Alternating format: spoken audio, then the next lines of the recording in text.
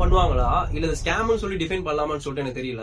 என்னோட பிறந்த நாளைக்கு முதல் நாள் பாத்தீங்க அப்படின்னா ஒரு புது நம்பர்ல இருந்து எனக்கு அட்வான்ஸா விஷ் பண்ணி ஒரு மெசேஜ் வந்துருந்துச்சு. என்னோட பிறந்த நாளைக்கு வேணா விஷ் பண்ணது பெரிய விஷயம். யார் அதை அட்வான்ஸா விஷ் பண்ணன்னு சொல்லி கேட்கும்போது நாங்க இந்த மாதிரி ஒரு ட்ரஸ்ட்ல இருந்து உங்களுக்கு மெசேஜ் பண்றோம் அப்படின்னாங்க. நெக்ஸ்ட் டே மார்னிங் பாத்தீங்க அப்படின்னா இந்த மாதிரி குழந்தைங்க வந்து உங்களுக்கு விஷ் பண்ணி ஒரு வீடியோ நாங்க சென்ட் பண்ணிருக்கோம். நீங்க அதை பாருங்க, பார்த்துட்டு உங்களால முடிஞ்ச அளவுக்கு எங்களுக்கு அமௌண்ட் கொடுங்க அப்படின்னு சொல்லிட்டு ஜிபே நம்பரோட எனக்கு ஒரு மெசேஜ் அனுப்புறாங்க. எனக்கு வீடியோல பாத்தீங்க அப்படின்னா அந்த பேக்ரவுண்ட் வாய்ஸ் வந்து எனக்கு கொஞ்சம் வந்து பிசிறு தட்டுச்சு. சரின்னு சொல்லிட்டு அந்த வீடியோட ஸ்கிரீன்ஷாட் எடுத்து கூகுள் இன்ஸ்டா போட்டு செக் பண்ணும்போது இதே வீடியோவை வேற ஒரு ஆளுக்கு விஷ் பண்ணி ஒரு 4 நாளைக்கு முன்னாடி வேற ஒரு இன்ஸ்டாகிராம் அக்கௌண்ட் வந்து அப்லோட் பண்ணிருக்காங்க.